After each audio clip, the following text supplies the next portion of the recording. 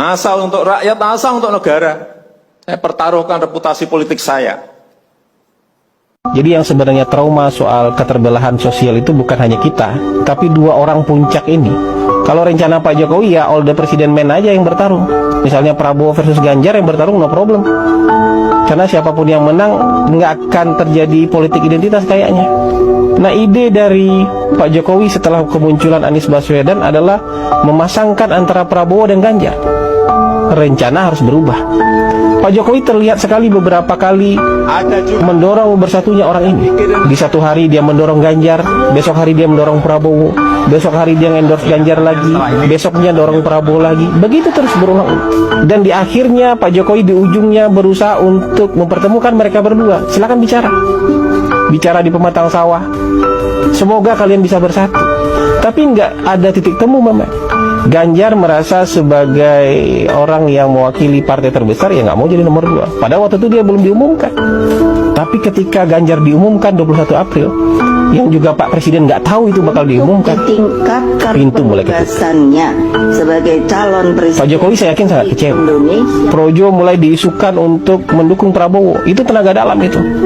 Ya, PSI mencabut dukungan itu kan tenaga dalam. Kaisang menjadi ketua PSI itu tenaga dalam yang dikeluarkan untuk ngasih tahu saya sudah nginjak gas agak jauh nih, mau nggak evaluasi, turunkan ego demi persatuan nasional, gabung dong sama Pak Prabowo. Mas Ganjar jadi wakilnya Pak Prabowo. Nggak juga mendapatkan respon, ya sudah dikeluarkan tenaga dalam yang ultimate. Gibran diisukan menjadi calon wakil presiden Pak Prabowo. Sebenarnya masih mudah untuk di-replace itu kalau Ganjar menjadi wakilnya Pak Prabowo. Makanya ada beberapa orang ring satu istana bilang sama saya, Gibran ini hanya bisa dihentikan kalau Mas Ganjar bersedia menjadi calon wakilnya Pak Prabowo. Tenaga dalam terakhir ini dikasih waktu juga panjang, nggak langsung diumumkan. Ya kan? Ada proses di MK-nya diundur-undur terus supaya ada kesempatan untuk berpikir ulang demi bangsa.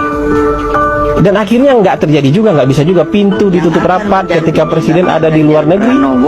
Mas Ganjar diumumkan wakilnya ketika presiden di luar negeri mendaftar di KPU. Ya sudah, tutup semua pintu.